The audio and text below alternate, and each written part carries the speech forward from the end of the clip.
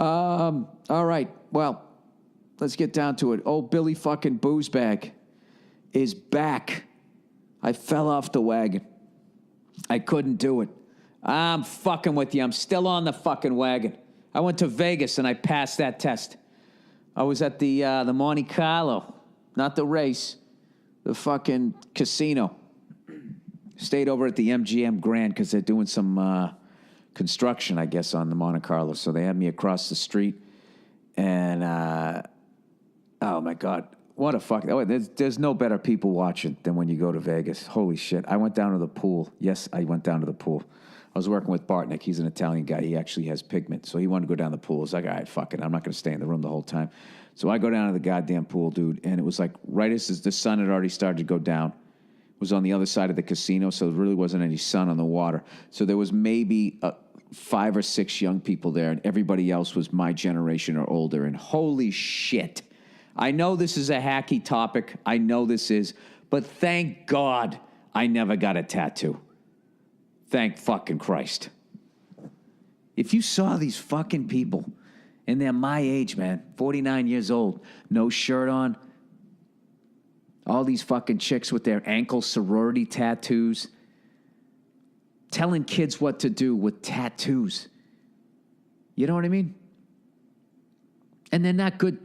Dude, what it kills me about the tattoo becoming mainstream was the incredible lack of research that most people did. Their total lack of respect for the art form, and the complete lack of respect for themselves to go out and try to actually find somebody good at it. I got to tell you, I must have seen 500 fucking tattoos on about 100 different people down there at the pool. Everybody just tatted up. Shit show. Man boobs or just pecs sagging down. You know? Women, you always got to give a pass because they have to bear children. All right? But guys, man, there's no fucking reason. You just keep doing the push-ups. Keep the chest high and tight. What the fuck are you doing? Lay off the pizza and the booze. These fucking guys just walking around with their saggy chests and the fucking tribal band, the tramp stamps, those sorority ankle tattoos, just fucking horrific. I went down there and was just sitting there, just reminded of my own mortality, going like, Jesus Christ. I really want to fucking act like I'm above these people, but like, you know, smartest fucking thing I didn't do was I never got a tattoo. Jesus fucking Christ. Thank Christ I never did it. You know, it used to be back in the, you know, because look at me, I'm not a tattoo guy. All right? Tattoo, they've got to go back to badasses. You know what I mean? Guys in biker gangs or in prison, or like chicks who know how to shoot pool and wear leather pants. Right? Maybe I'm out of my fucking mind. So we went down there and we just looked at that fucking sea of humanity. And then this guy just comes out just screaming about how he lost 20 grand. And he had a big grin on his face. He goes, throw me in the pool. I can't swim. Maybe I'll drown. I just lost 20 grand. I just lost 20 grand in there. And I looked at him. I was like, that fucking guy doesn't have 20 grand. There's no fucking way he's got 20 grand. And who fucking walks? He's just acting like he's a big shot, right? But maybe he did. I have no fucking idea. So, and we went over. We did the show. And after the show, we sat out by this giant air conditioning duct behind a wall on a picnic table and smoked cigars, and it was great. And I didn't participate at all in the Vegas shenanigans. I knew enough when I walked through the lobby and I saw all the people, all the young people. I was like, this is their time. Don't be the creepy guy hanging around, ruining it. Get the fuck out of here. So I went back over to the MGM, walked back, and I got back probably about 12:30 at night, and that was that first wave of women that had had enough, you know? 2 out of 3 of them are walking barefoot, carrying their horseshoes. Right? What happens in Vegas stays in Vegas, and they're just their dirty feet just walking to the with their giant fucking drink. And I was glad that I stayed. I did stay out of that, and I didn't booze. Although I did smoke a fucking cigar, and I kind of did it on an empty stomach. And I got to admit, I was a little fucking nauseous because it was this giant Cuban. And the next day, we took the helicopter out and back. And on the way back, there was like a 17 to 30 knot wind, depending on what altitude we were, until we really got down low. Flying over the 15, it got down to like 9 knots. And we kind of getting pushed around a little bit up there. And there was a couple times I was just like, oh, my God, feeling a little nauseous up here. You know, that's not what you want to see from your pilot, asking for a puke bag. I mean, the most comforting thing he can say at that point, it's all right, it's all right. I drank last night. So, anyways, but I got to tell you, man, flying out there, taking the helicopter and going over the Mojave Desert, was fucking incredible. The desert is it's like beautiful, terrifying, boiling hot, and freezing all at the same time. It's just fucking, I swear to God. I don't know why. You know what? Something, if people thought we faked the moon landing, that's probably where they went, right? They probably just went out to the desert. You know? It's a lot of mountains, though. I don't think they faked it, man. I think they got up there. Who gives a fuck? Maybe they did. There's so much shit for me to fucking babble about. All right. Dear Billy Button-Nose, thought this was interesting. A new French law says that photos must come with a disclaimer that they're photoshopped. I love the French. I fucking love the French. You know what I mean? You know why? Because they fucking going around having threesomes, and they're sick of being excited about bringing somebody else into their relationship and they don't look like the fucking picture. You know what I mean? I get it. Anyways, it's being done to discourage unhealthy extreme thinness among people trying to emulate unrealistic body shapes that were faked with a computer program. All right, so I was a little off the mark on that. This could really change the landscape for models, right? There's a sports equivalent in there somewhere. Love you, love Nia. Keep up the good work. Yeah, I mean, I think that's not for adults. That's for more, I think that's for kids.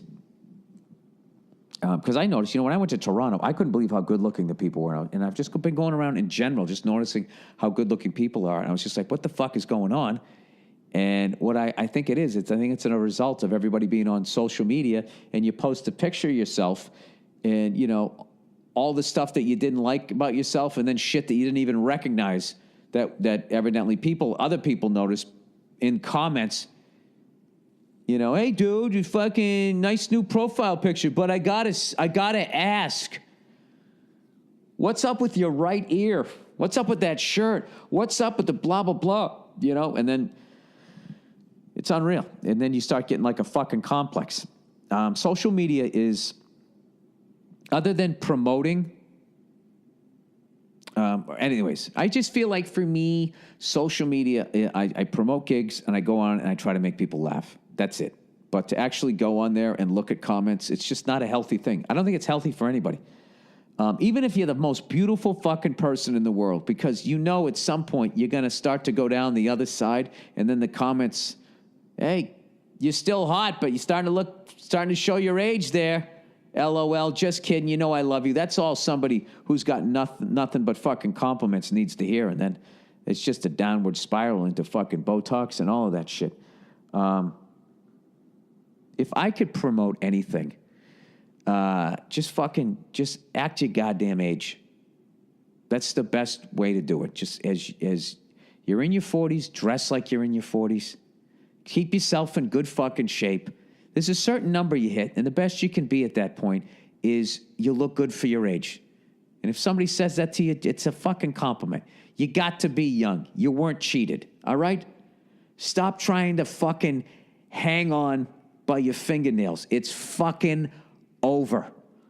Let young people be young. Let them have their, whatever the fuck it is they're doing with those goddamn DJs. I don't get it, but it's their shit.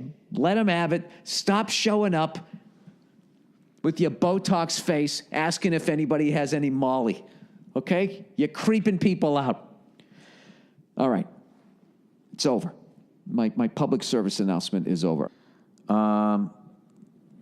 What else did I want to talk about? Did I handle everything? I think I did. All right. The Buccaneers logo, everybody. Hey, Bullet Bill. The original Buccaneers logo was taken from the school I went to. Beloit College. They settled in court, and Beloit won because the school has been around before the NFL. The school is big in the liberal arts culture and the conversation of changing the mascot due to the barbaric history of the Buccaneers. The school actually has two mascots, an official and unofficial. The unofficial is a turtle, and they're trying to see if they can make it the official mascot over the Buccaneer. Good Lord. I could give a fuck about it, but how would you feel if the Patriots were to change to a pussy animal? First of all, I fucking love turtles. If you don't like turtles, man, there's something wrong with you. They're awesome. They don't bug anybody. And if you think they're pussies, go out and go get bit by one. I fucking love turtles. I had one as a pet. I went to church and I came home and it drowned. His name was Ralph, and I buried it in the fucking woods. I never got another one. Thanks for bringing it up. Anyways, some pussy animal, because they're associated with white nationalists or whatever grotesque historical events that is beyond our control. The funny thing about that is all the liberal white people that go along with doing that shit do not want to give up their land or their flat screen TVs. I get, so as a half-assed, gesture, they're going to get rid of the mascot. Like, obviously, I feel the Redskins. I mean, it's literally like a racial slur, so I get that one. But this other shit, I mean, I don't know. Liberal people want to get rid of it, but I feel that's kind of a way of getting away with being cunts, is you're kind of getting rid of the evidence. If they have the Buccaneer on the side, they'll be like, well, who's that? And be like, oh, yeah, that was a group of white people that came over here and just massacred a bunch of fucking people, just took a bunch of shit. They were evil. They were evil, and for all I know, you are one of their descendants. But if you just make it all go away and there's just a turtle, I don't know. I think they give human beings too much credit. Like, you have to understand that we're kind of out of our fucking minds. Some of it has to do with power. I don't know what it is, but I don't know. We get too much power. We behave like those fucking chimpanzees when they go out and hunt other monkeys. You know what I mean? I'll never fucking get over watching that. It's the way they get excited and the way they torture the other fucking monkey rather than just kill the fucking thing is a level of, like, sedate. That's why I don't like cats. I don't like how they just won't kill the mouse, how the fucking thing's freaking out. Just put it out of its fucking misery. And they still want to have fun with it. Like, if somebody said we're descendants of cats, I'd be like, yeah, I fucking believe that. We're always sneaking up on each other, trying to stab one another, Anyways, I respect cats, though, I respect them all. I'm just saying,